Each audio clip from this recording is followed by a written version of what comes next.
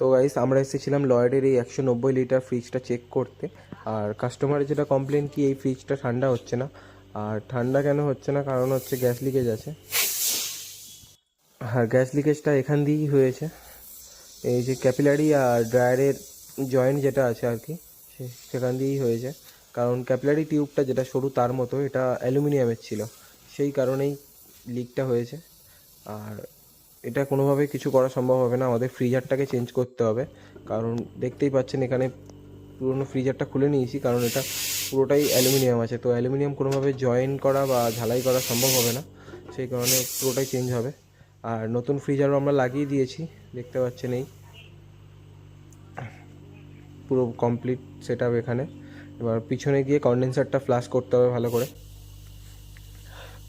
Condenser flushing করা অবশ্যই জরুরি, কারণ যেহেতু গ্যাস লিকেজ আছে সেহেতু ভিতরে অনেক কম্প্রেসারের তেলও উঠে গেছে, ভিতরে হাওয়া ঢুকে ময়েশ্চার ঢুকে।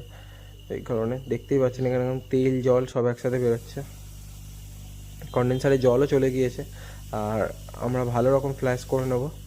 ফ্ল্যাশ করে নেওয়ার পরে ভ্যাকুমে বসিয়ে দেবো সব কিছু জয়েন করে।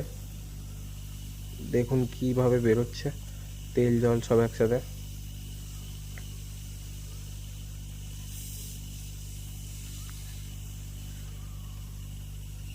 তো এরপর আমরা সব কিছু জয়েন করে দেবো। আর আমরা সব জয়েন্টও করে দিয়েছি, নতুন ড্রায়ারও জয়েন করে দিয়েছি, ক্যাপিলারিও জয়েন করে দিয়েছি। এই ক্যাপিলারিটা দেখুন তামার আছে এটা আর কি। আর সাকশন লাইন দিয়ে ঠিকঠাক প্রেসারই আসছে।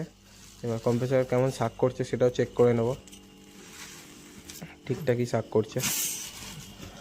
আর সাকশন যে পাইপটা সেটা পিছন দিক দিয়ে বেরিয়েছে, তাছাড়া কোনো উপায় ছিল না। এরপরে এটাকে জয়েন করে আমরা ভ্যাকুমে বসিয়ে দেবো। আর ভ্যাকুমে বসিয়ে দিয়েছি আমরা আধা ঘন্টা 25 মিনিট মতো ভ্যাকুম করে তারপরে গ্যাস চার্জ করে দেবো।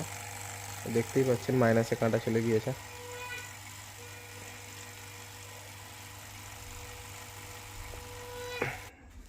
তো আমরা গ্যাস চার্জ শুরু করে দিয়েছি, আর ধীরে ধীরে গ্যাস চার্জ করব। আর অনেকটাই গ্যাস দিয়ে দিয়েছি, আর ড্রায়ারও গরম হয়ে গেছে। এরপরে ভিতরটা গিয়ে চেক করব ঠিকঠাক ঠান্ডা হচ্ছে কিনা।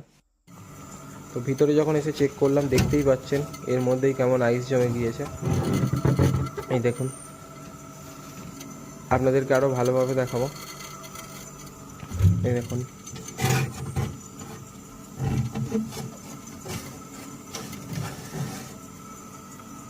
কত সুন্দর আইস জমে গিয়েছে এর মধ্যে। তো আজকে ভিডিওটা এখানেই শেষ করলাম, নেক্সট ভিডিওতে আবার দেখা হবে। টাটা।